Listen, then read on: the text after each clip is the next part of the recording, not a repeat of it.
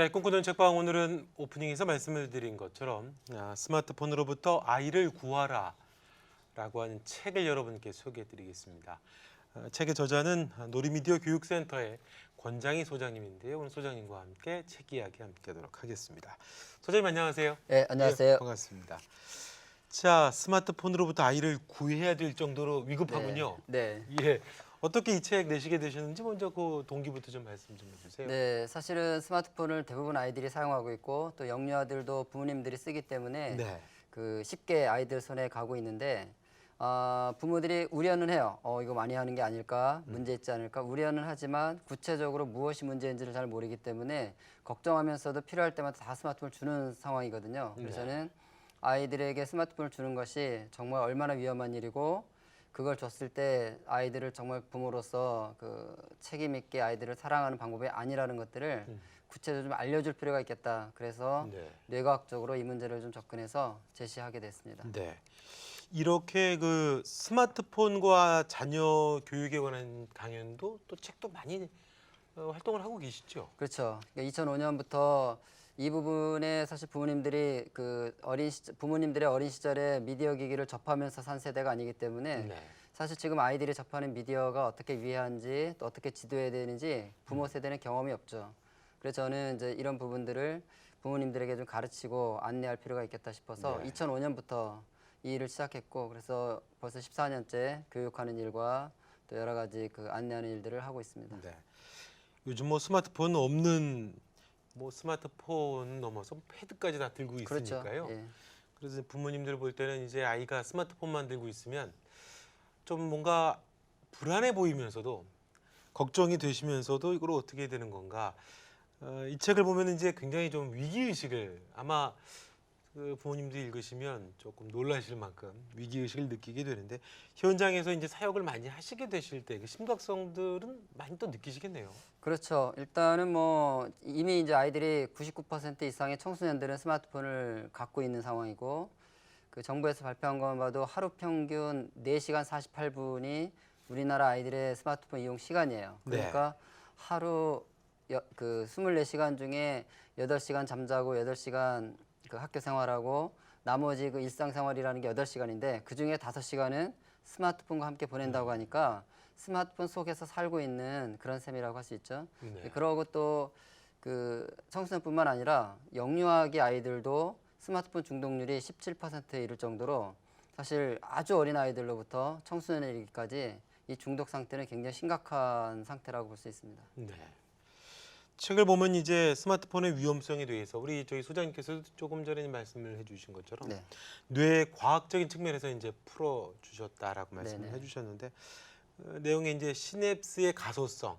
책을 보시면 이제 아마 설득력 있게 이해되실 텐데 말만 들으시는 분들은 좀 어려운 용어고 좀 생소한 용어거든요. 애청자분들을 위해서 좀 성장기 아동들에게 있어서 시냅스의 생성 또 연결 이게 얼마나 중요한 것인지 좀 말씀을 좀 해주세요. 네, 그러니까 이제 아이들이 스마트폰을 보고 있을 때 가장 많이 스마트폰에 반응하는 신체 기관은 바로 뇌거든요. 그럼 스마트폰 하고 있을 때 뇌에서는 어떻게 반응하고 있는가 여기에 이제 부모님들이 관심이 필요한데 뇌는 어떻게 반응하냐면 우리가 어떤 감각적인 자극이라든가 여러 가지 활동을 통해서 경험을 통해서 우리 몸에서 반응하는데 그것이 뇌에서는 다 조직적으로 연결되는 상황이 있다는 거예요. 그것이 바로 시냅스라고 하는 것인데 뇌세포와 뇌세포가 서로 연결을 해서 그 행동이 가능하도록 하는 거죠. 그러니까 시냅스를 만드는 과정이 곧 뇌가 발달하는 과정인데 근데 시냅스를 만드는 과정이 뇌 발달인데 그럼 뇌를 어떻게 발달시키냐? 시냅스를 발달시켜야 되는데 시냅스는 어떻게 발달되냐? 인간이 뭔가를 해야만 시냅스가 연결되는 것입니다. 그러니까 우리가 자전거 타는 연습을 열심히 하면 그 자전거 타는데 필요한 시냅스라는 게 뇌에서 연결이 되는 거예요.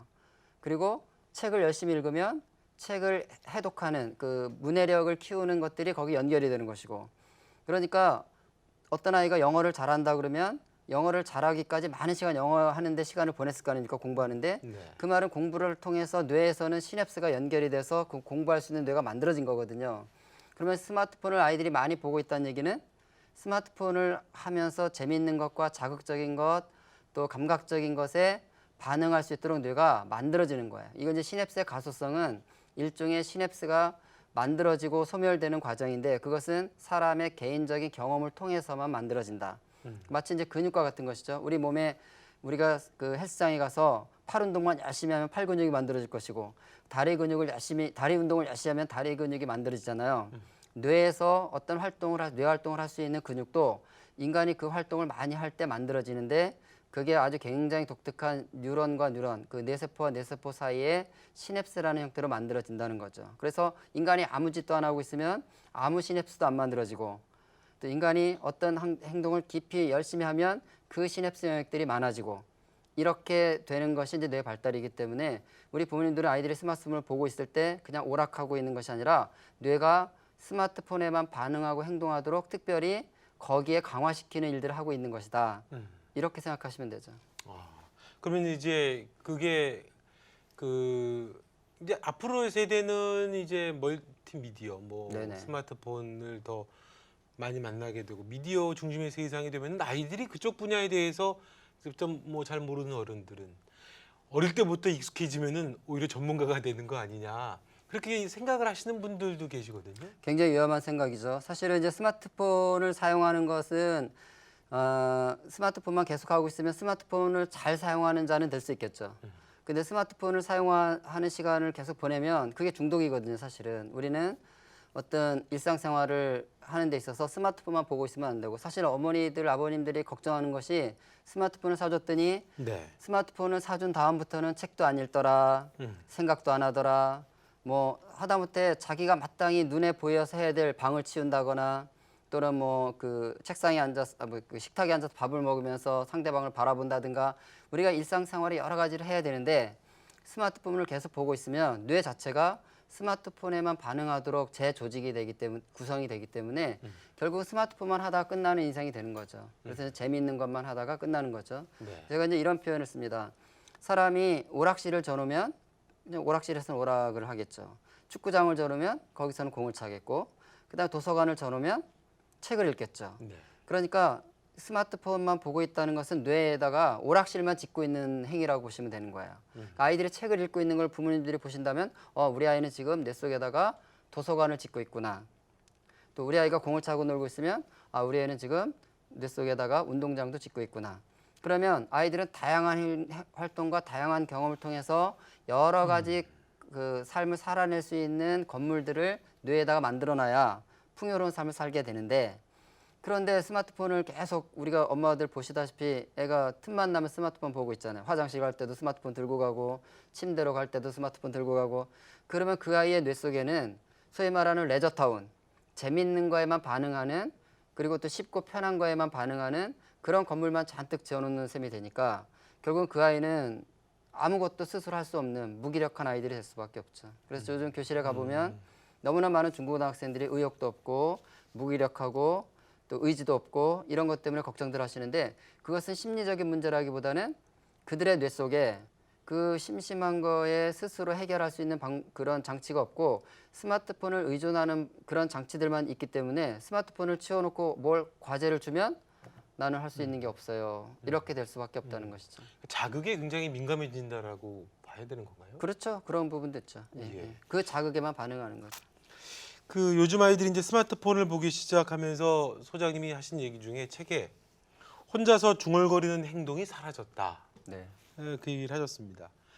유태인의 사례를 이제 들어주시면서 이게 뇌 발달하는 데 있어서 굉장히 불리하게 작용하는 거다라고 이야기를 해주셨거든요. 네. 그 내용은 어떤 얘기인가요? 그건 뭐냐면 이 뇌가 활동을 하려면 시냅스가 만들어져야 된다고 그랬죠. 네. 근데 그 시냅스를 만드는 것은 나만 할 수 있는 거예요. 내가 뭘 해야만 그 시냅스가 만들어지죠.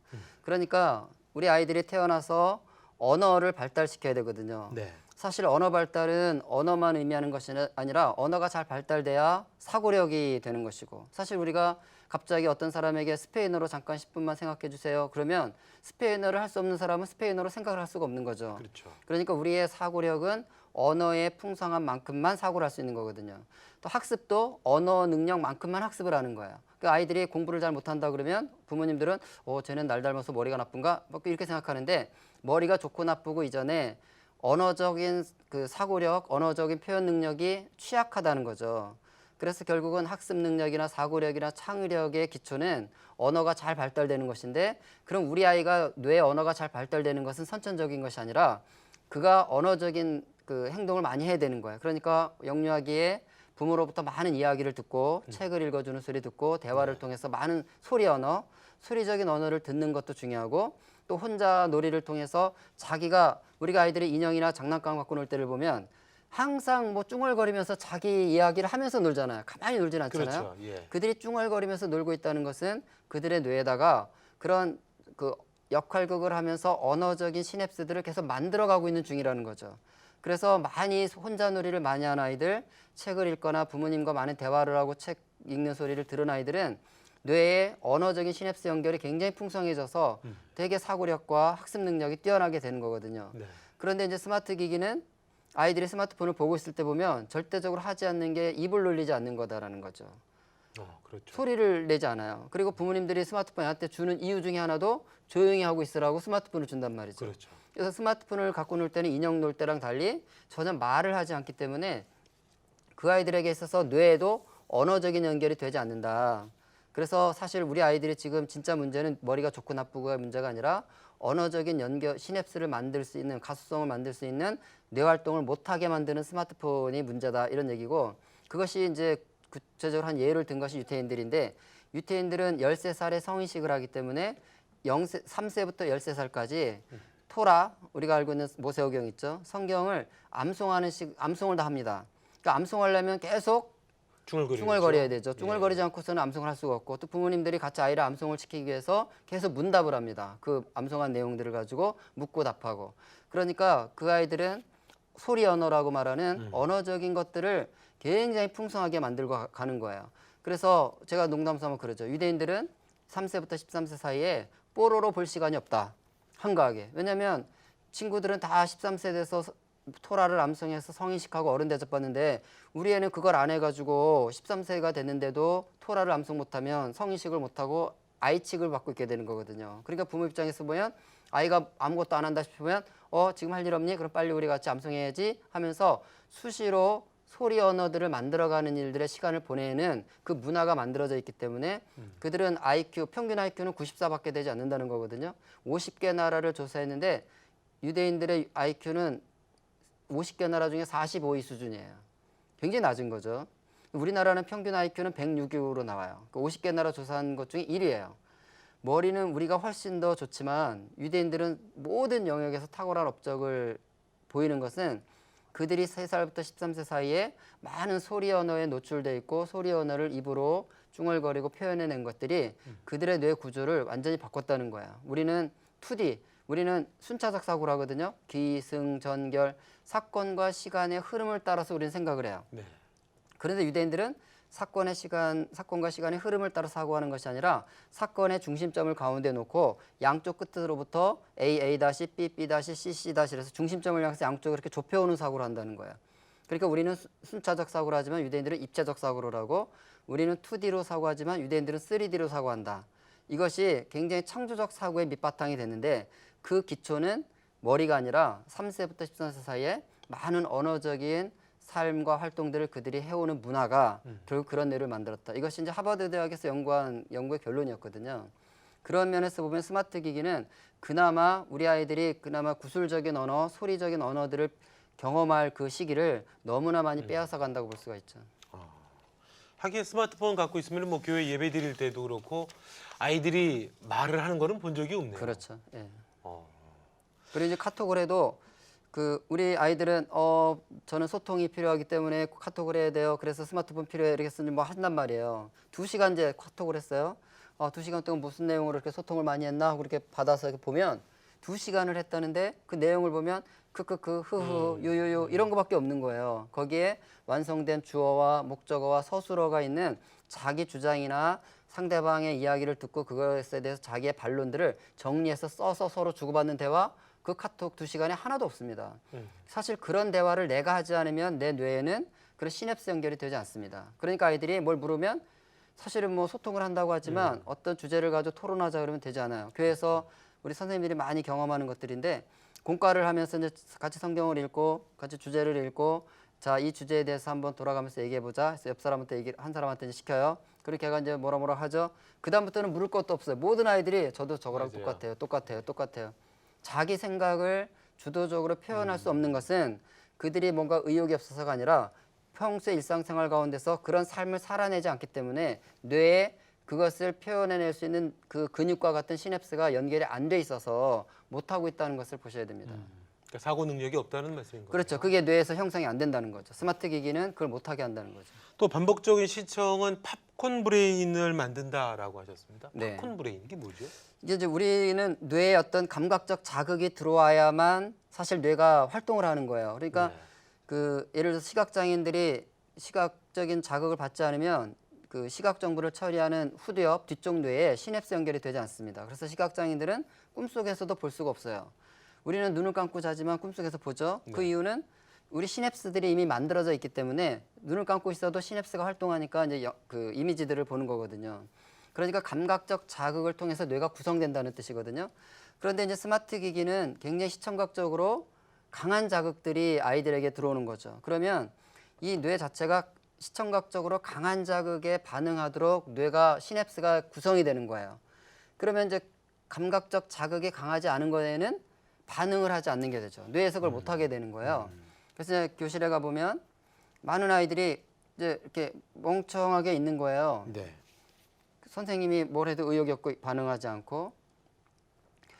그런데 이제 그 선생님이 그 아이들이 가만히 있는 이유는 얘네들은 뇌 자체가 스마트 기기를 많이 접하면서 강한 자극에 반응을 해왔기 때문에 강한 자극이 없으니까 그냥 무기력하게 있는 거죠.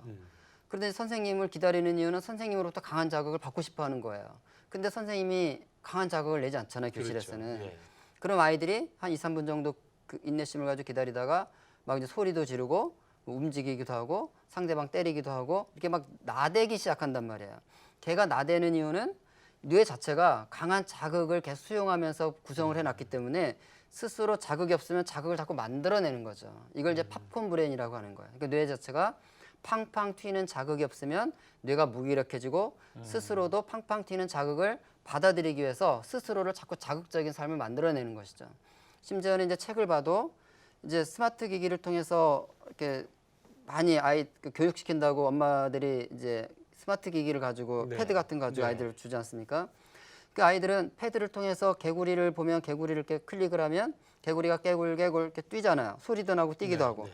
그것이 이제 뇌에 들어와서 그런 자극과 소리가 있는 것에 뇌가 만들어진단 말입니다.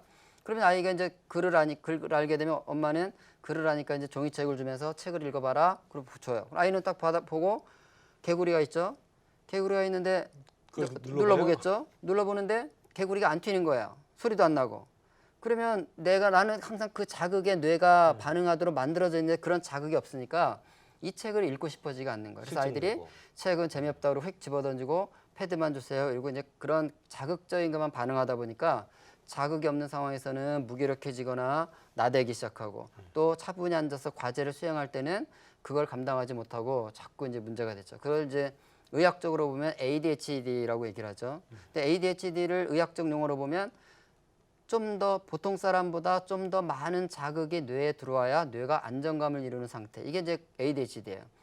사람들은 일상적인 자극 속에서 뇌가 균형을 맞추게 돼 있는데 스마트 기기를 어려서 많이 보는 아이들은 많은 자극에서 균형을 이루도록 뇌가 돼 있기 때문에 그런 자극이 없으면 더 많은 자극을 계속 필요로 해서 움직인다는 거죠. 그 놀라운 사실은 ADHD를 보통 우리 청취자분들 아시다시피 ADHD는 좀 가만히 못 있고 이렇게 과잉 행동을 하고 이런 것들을 산만하고 이런 거로 알고 있잖아요. 그런데 놀라운 사실은 그 ADHD를 치료하는 치료제가 우리가 생각하기에는 뇌가 막 나대니까 안정제를 줘야 될 것 같잖아요. 그죠? 네. 뇌가 이제 네. 그러니까 안정제를 줘야 될 것 같은데 놀라운 사실은 ADHD를 치료하는 약은 각성제입니다.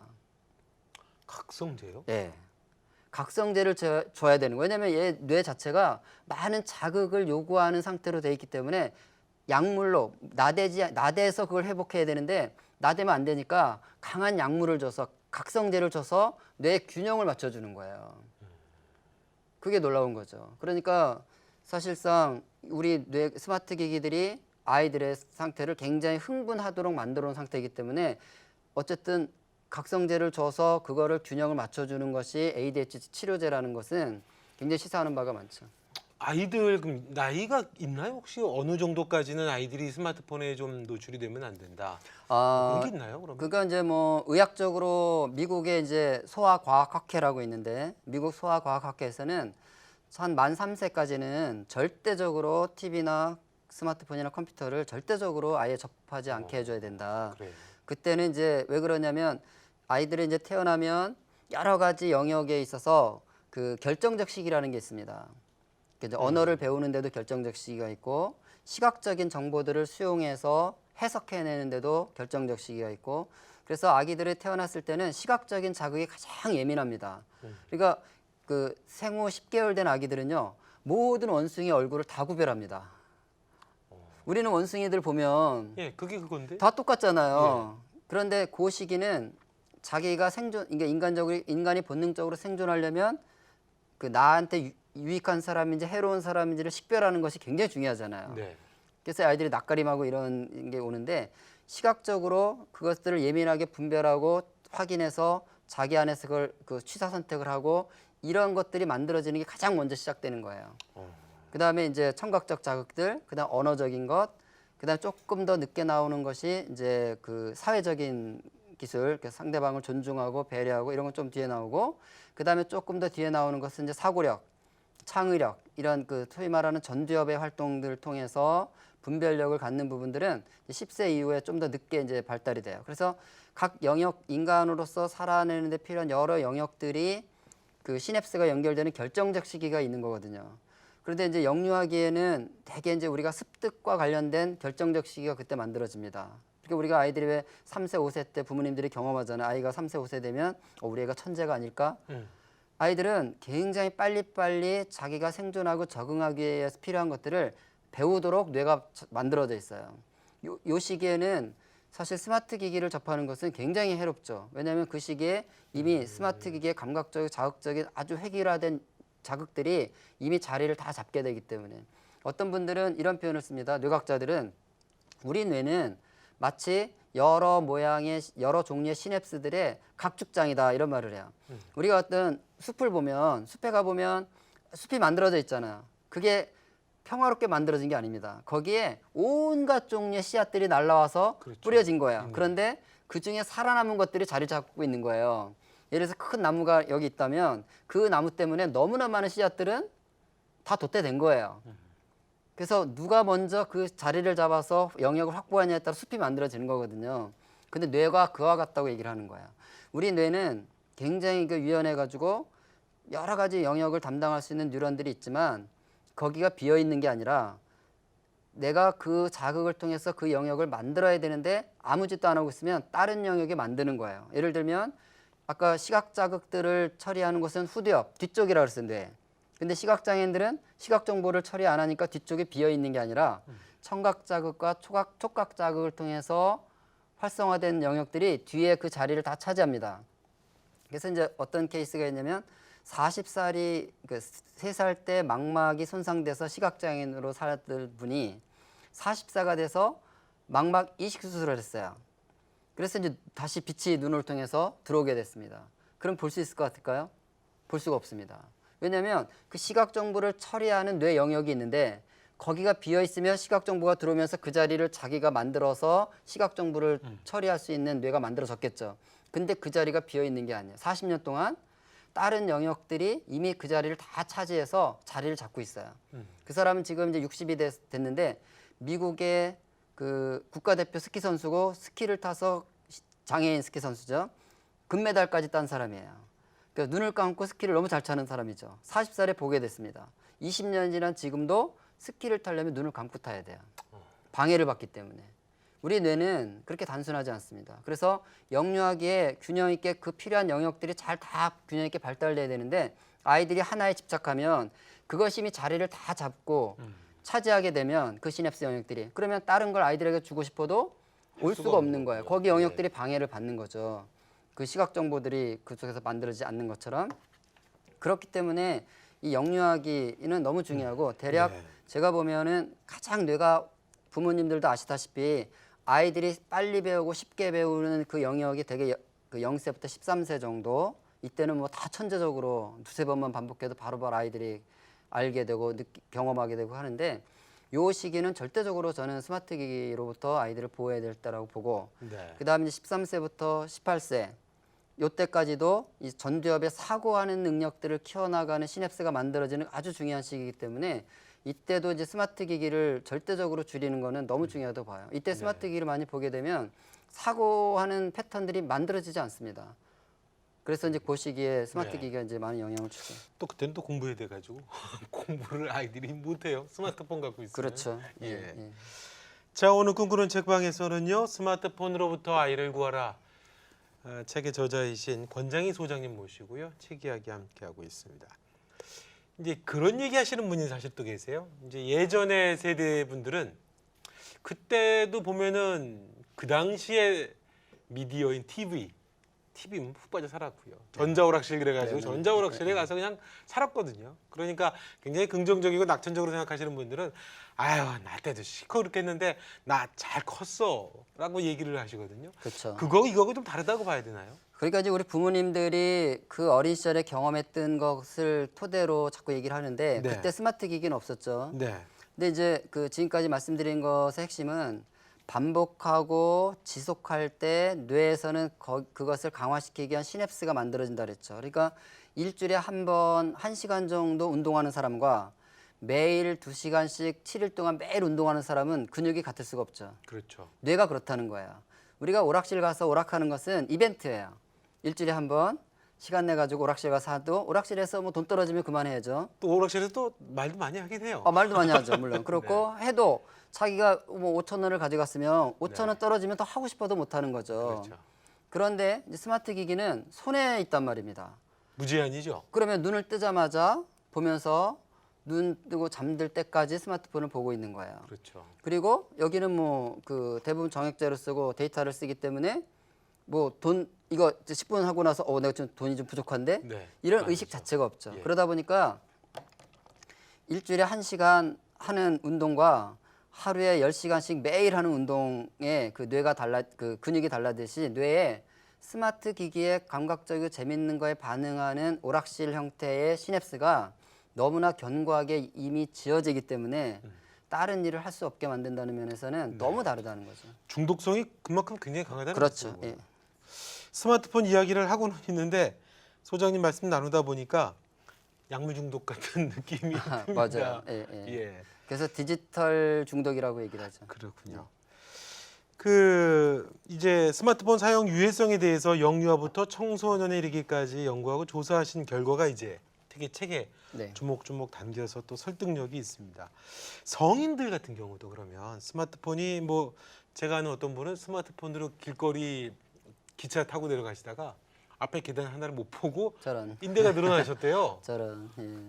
그 얘기를 들으면서 성인들에게는 그런 문제 말고도 어떤 점에서 또 문제점이 좀 있다고 보시는지, 또 어떻게 사용하는 게 참 바람직하다라고 이렇게 보시는지 네. 궁금한데요. 그러니까 이 스마트 기기는 그런 말, 우리 옛말에 이런 말이 있거든요. 남의 힘을 빌리면 네. 내 힘은 약해진다.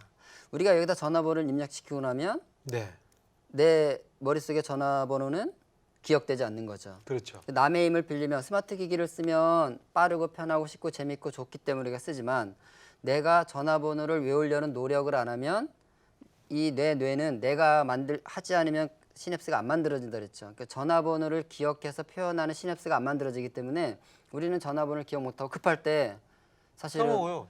부인- 아내 전화번호도 예, 몰라요. 아내 전화번호도 몰라가지고 예. 이럴 수밖에 없는 거죠. 그래서 점점 우리의 능력은 약해지는 거죠. 그래서 우리가 편하기 때문에 쓰고는 있지만, 우리가 기본적으로 우리의 삶을 또 그 힘든 일들을 감당해야 될 과제를 수행하기 위해서 너무 의존하면 안 된다는 거죠. 그래서 책 읽기가 대표적인데, 사실 스마트 기기를 쓰면서 아이들은 물론이고 저를 포함한 많은 어른들이 책을 읽는 것이 굉장히 힘들어지기 시작했어요.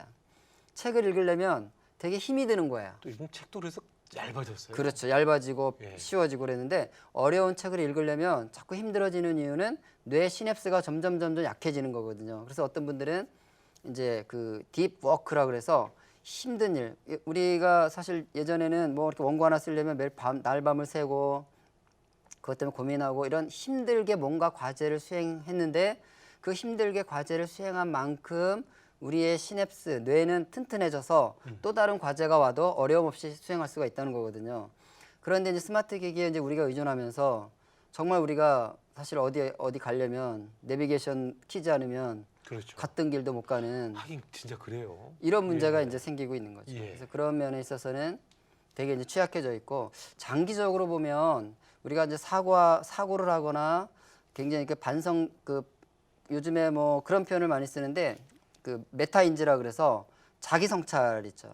자기를 성찰하고 삶을 반성하고 깊이 사고하고 고민하고 이런 물리적 시간들을 갖지 않다 보니까 굉장히 사고가 단순해지기 시작하는 거예요. 그게 이제 장기적으로 보면 치매를 만들어내는 굉장히 중요한 요인이 된다는 거죠. 사실 치매 예방을 하는 데 있어서 많은 전문가들은 자꾸 쓰기를 해야 된다. 어른들도 자꾸 쓰고 생각할 시간을 자꾸 갖고 이제 그런 시간을 가져야 이제 뇌 시냅스가 연결이 유지가 돼서 치매를 예방하는데 빠르고 편하고 쉬운 걸 자꾸 의존하다 보면 뇌 시냅스 연결이 점점 약해지는 거예요. 우리 뇌는 자주 사용하는 것은 튼튼하게 만들고 자주 안 쓰는 것은 가지치기해서 제거하는 성향을 가져요. 그 뇌 시냅스가. 그렇기 때문에 우리가 힘든 일들을 자꾸 안 하면 뇌 자체에서 힘든 과제를 수행하는 그 뇌 영역은 자꾸 사라진다고 보시면 되는 거예요.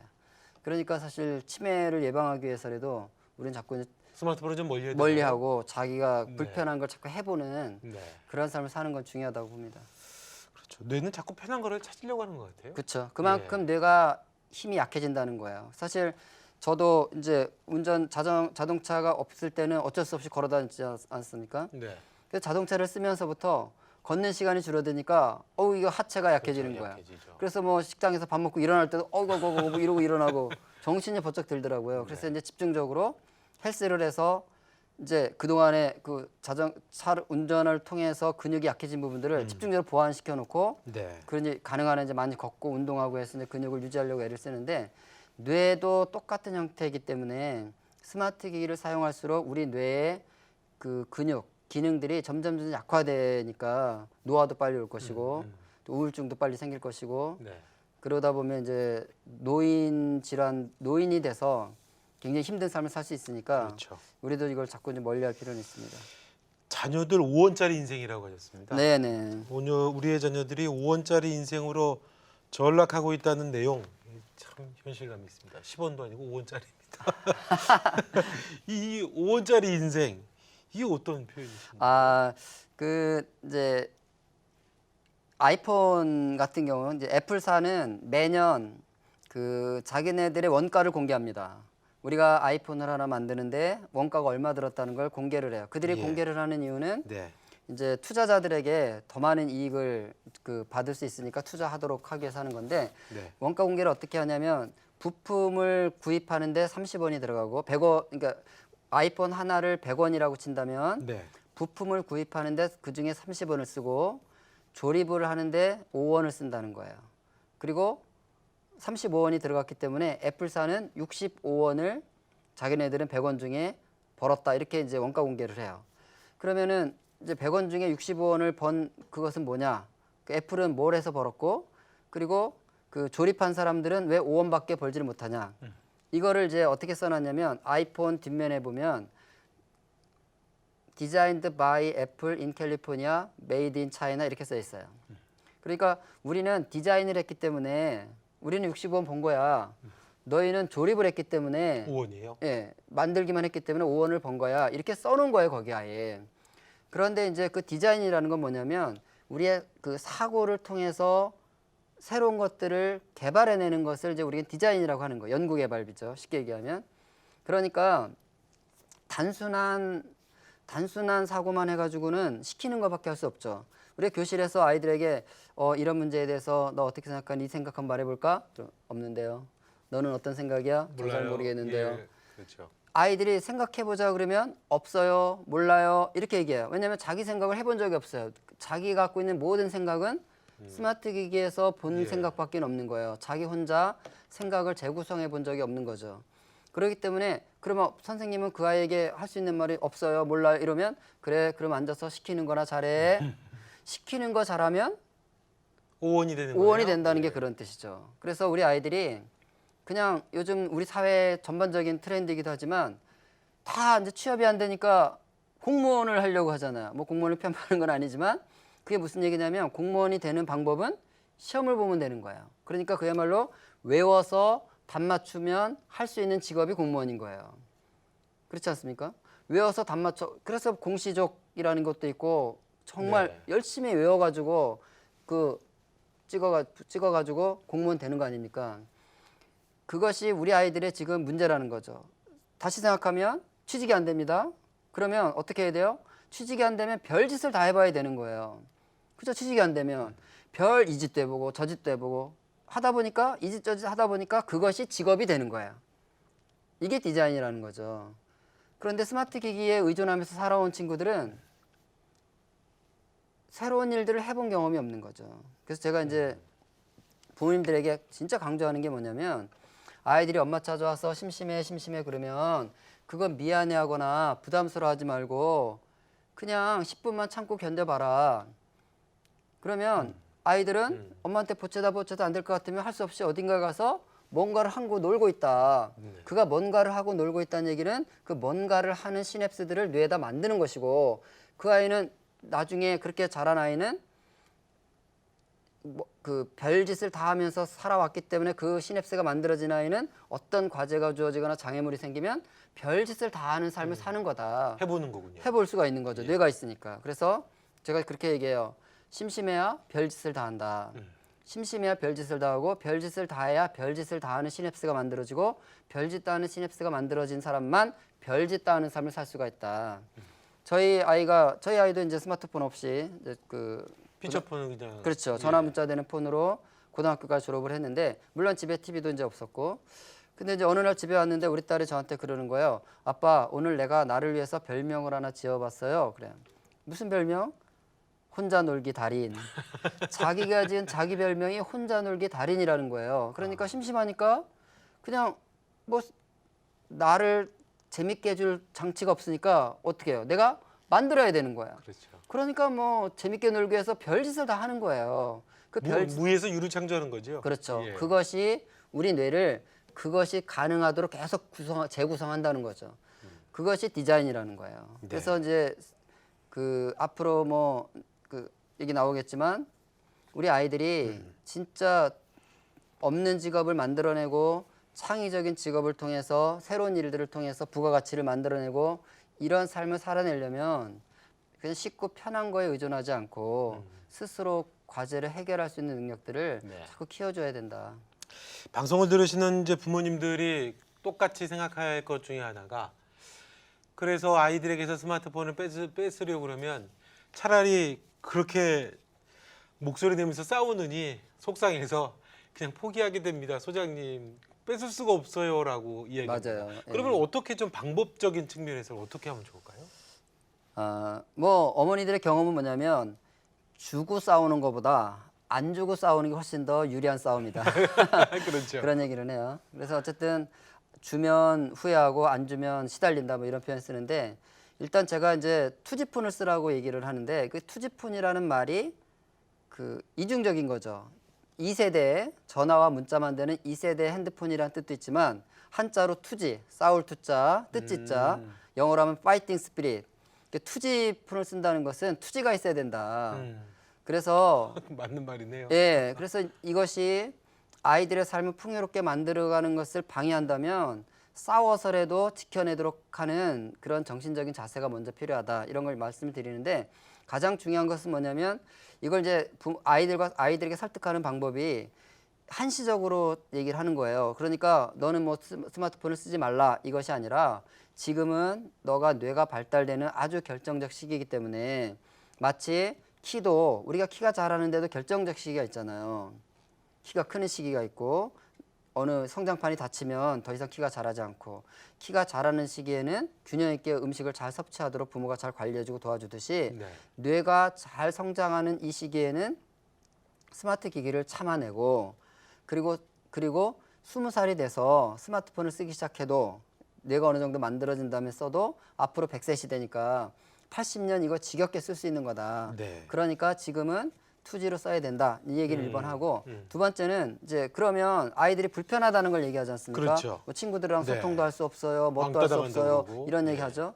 그런데 사실은 스마트 기기로 아이들이 하고 싶어하는 모든 일들은 컴퓨터를 키면 다 할 수 있습니다. 그러니까 쉽게 얘기하면 SNS 그냥 컴퓨터 켜서 하면 그렇죠. 되는 거예요. 예. 근데 이제 컴퓨터는 손에 붙어 있는 게 아니거든요. 그리고 컴퓨터는 화장실에 들고 갈 수가 없죠. 컴퓨터는 침대로 가져갈 수도 없죠. 그러니까 정해진 시간에 정해진 그 분량만큼. 그래서 우리는 need와 desire라고 얘기하는데 need 필요한 만큼 쓸 수밖에 없는 거예요. 그런데 이제 손에 있으면 필요한 만큼 쓰는 것이 아니라 desire 하고 싶은 만큼 쓰는 거죠.